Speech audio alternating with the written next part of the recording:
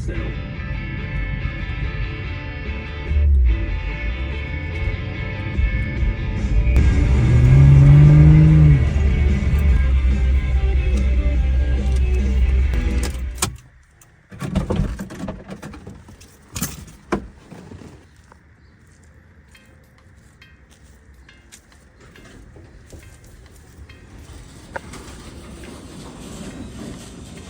Time to get started on the harness. But not before I deal with some problems. Can you guess what's wrong here? I got the engine started. I have it hooked up to the gas, the battery, the wiring, all that. And once it got to running operating temp, both carburetors were just leaking like crazy, both on the driver and the passenger side. And there was like a huge puddle of gas here and the other side too. I don't know, I mean, I rebuilt the carburetors and I couldn't figure out why they were leaking so badly. So I kind of looked into it and this is what I found.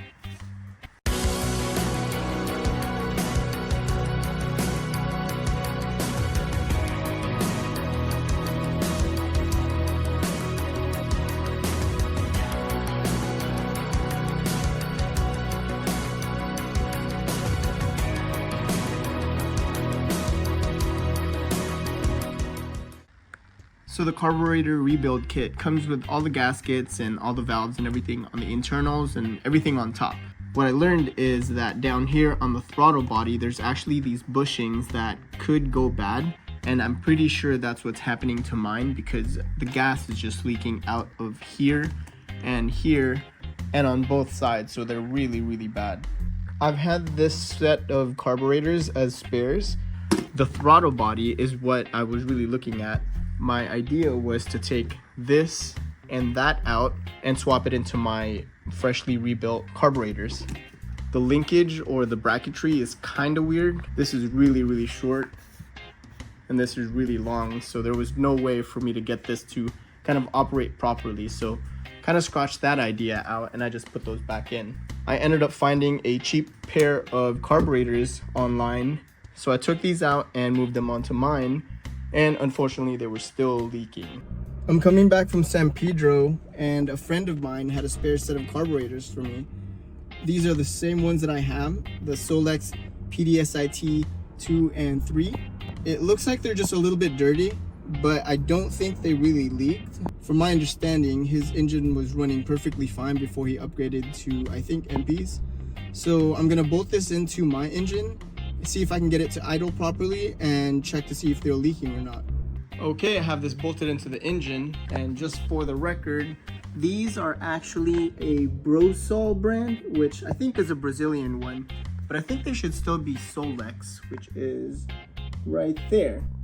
But they're pretty much the same as my carburetors, so they should be good. Everything bolts up perfectly fine. My linkage is still my original one.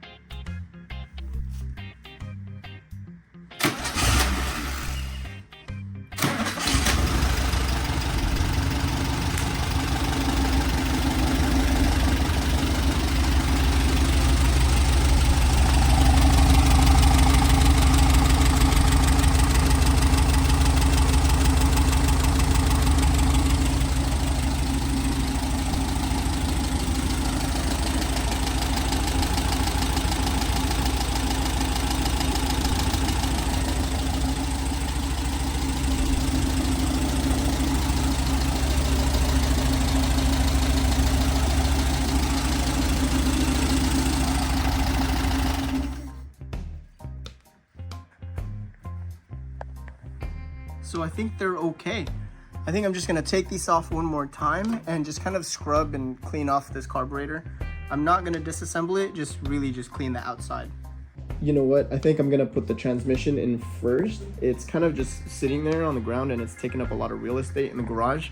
It's not really gonna get in the way of anything. I still technically could just work around it with the whole wiring stuff.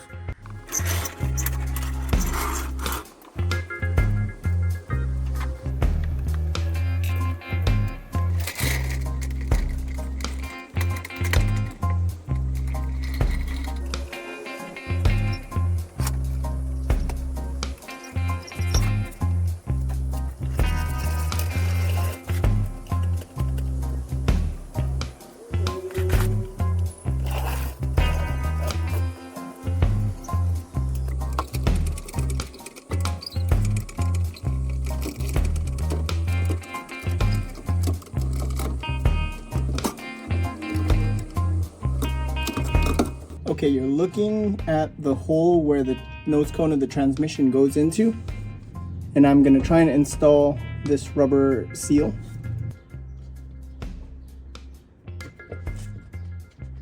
The jack is fully supporting the entire transmission, and now I should be able to just kind of balance the transmission on the jack as I push it in.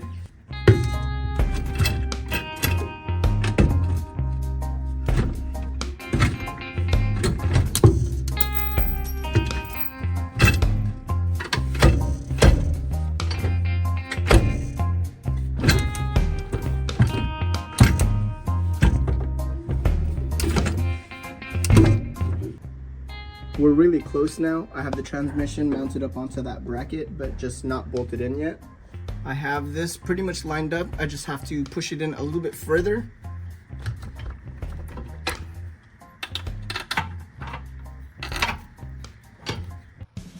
We can't forget about our little friend down here and this square head bolt. As this transmission gets pushed in, it needs to go directly into that shaft. Oh. So the reason why it was hard to put in is because I forgot that I put the nuts right here. So I'm gonna back this out a little bit. Okay, the nut and washers are removed, and that should just line right up. Just like that. And you see how they didn't line up? So you have to make sure that goes in. Line up those holes. And then put the bolt with a square head in. I also got this from Joel over at Type 3 Parts. And it is a plate to cover that thing. I'll just need to find the right hardware so that I can put this back in.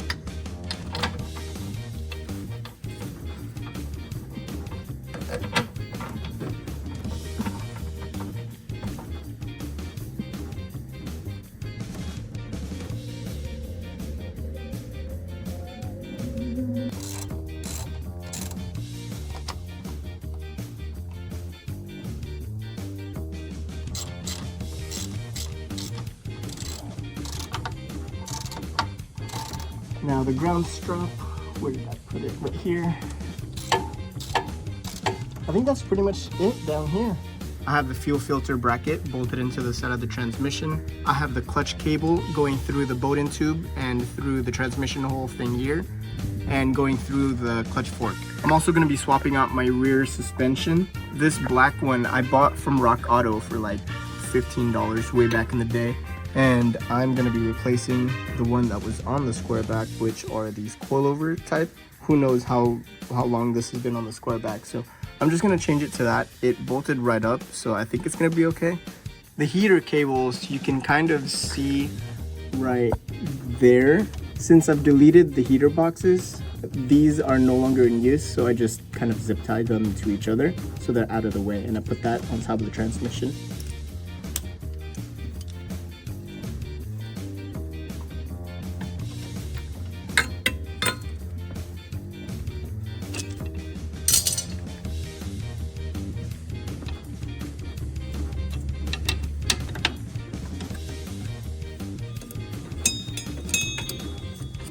I can't really remember how this bracket went back on for the brake line. This side is now completely done. I tightened the Z-bar bolt thing here. I remembered how this bracket actually goes on for the brake line, but it goes through this bolt, and that's why it's longer than everything else. I have the shock bolted up here and torqued down. Also, if you remember when I took this off, I had notched this spring plate here so that I know to put it back in the same spot. I have the rest of this put in. The brake cable is bolted in and connected to that latch there. Also, I forgot to mention that I finally am able to tighten down this clamp here for the boot because this axle tube is now bolted in. It's in the correct orientation and it's not gonna have any kind of like twisting or pinching here. Now that this is correct, I've tightened that down and we're good to go.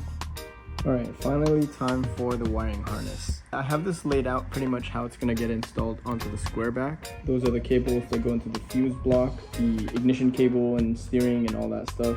The voltage regulator over here that goes to the engine. This other one here goes to the rear lights on the driver's side. This one here goes to the starter.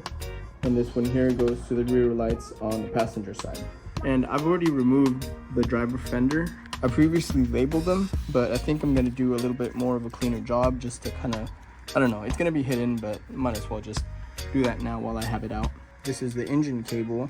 If you follow that down here, it goes into the starter. You can actually see that red one right there, that's the starter cable. And you follow that down and that goes onto the passenger side rear tail light.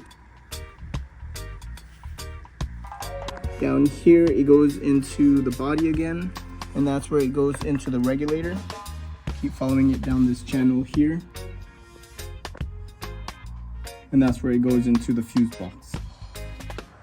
By the way, I took a little side quest and I picked up this football and shoved it inside of this fender here because I had this big old dent right here. So I'm gonna insert a clip of me inflating that pump, and I used this football here, and as I was pumping this, it just kind of inflated and pushed this right out. Oh my God! Wow! Anyways, my current plan of attack is to pull this out first, and then this will come out, and then this is gonna go through this hole, and then kind of work my way from the back all the way to the front. I want to kind of set myself up, and I'm labeling them like that. So from basically on each tip from one end all the way through to the front, I'm gonna label every single one of them. And I'm using this diagram that I got from the Samba as a reference. And I'm following the colors and the numbers and letters there, here too. So I'm gonna stick these onto the cables. Quick progress update on the labeling. And I've already started putting the labels on some of the cables. You can see I put the arrows to and from where they're going. And while I do that, I'm also running a continuity test, making sure I'm labeling the correct cables. Like for example, I'm checking the circuit for the turn signal left, and I have that running through my battery. And when I hit this cable here, that will light up. That indicates that this in fact is connected to that cable there. I don't think this fender's ever been removed before. It still has the original beading here. I forgot there's one more screw holding this fender in, and unfortunately it's pretty rusted. So I'm gonna grab my Dremel, I'm gonna slice a line right here, and hopefully I can use a flathead to get that out.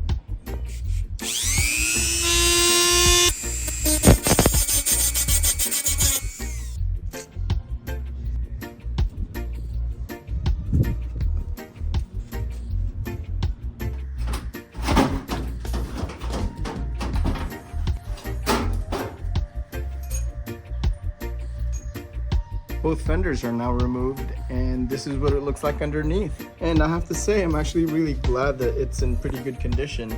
I really wish I had these new O-rings also, or grommets I mean, but I don't have any, so I'll probably just throw these in, and I don't know, maybe when the fender comes off again, I'll probably put a new one, but I guess for now I'll just slip it in the original one.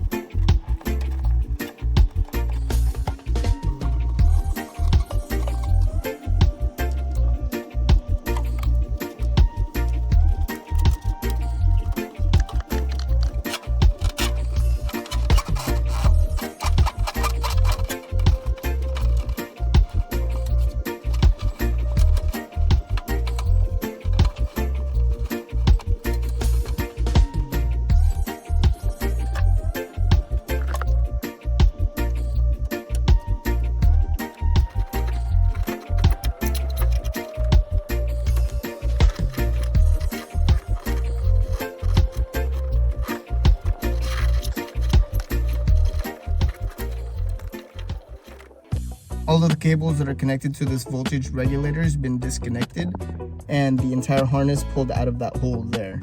I do want to make sure that you know that the battery needs to be disconnected. My battery's already been removed, so I kind of skipped that step, but yours might not be disconnected. So just make sure it's taken apart before you start doing this. Also, do you like my cheese grater? I'll eventually get to that, but today's not the day.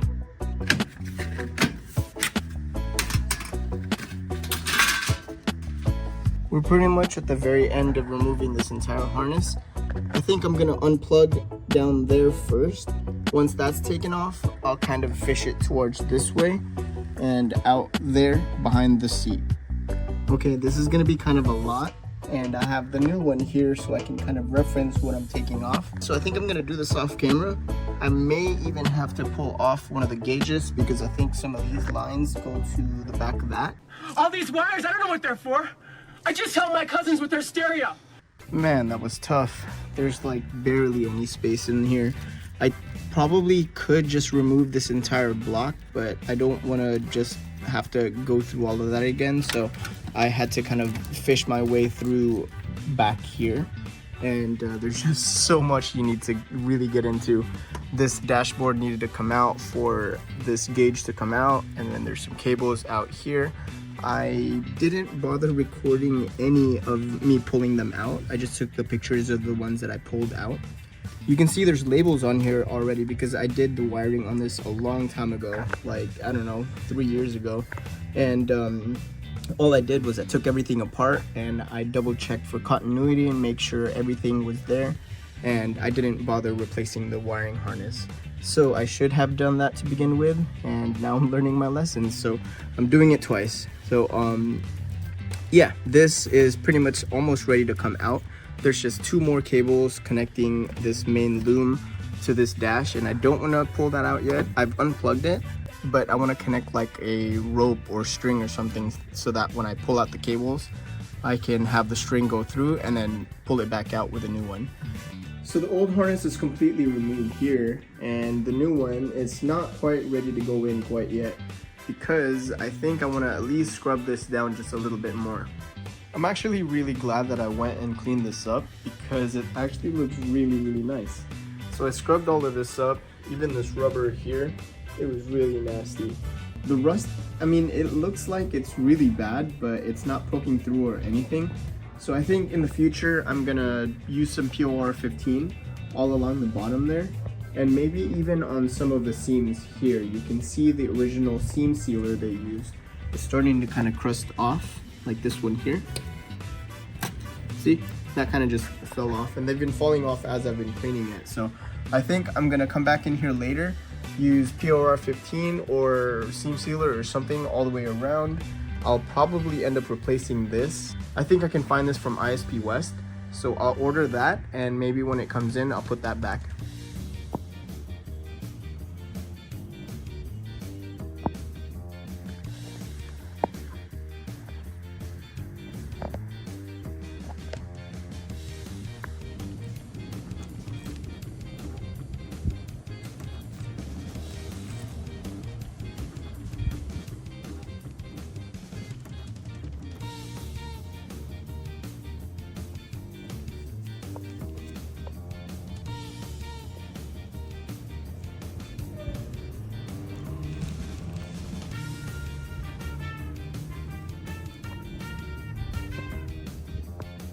The front half of the harness is where it needs to be.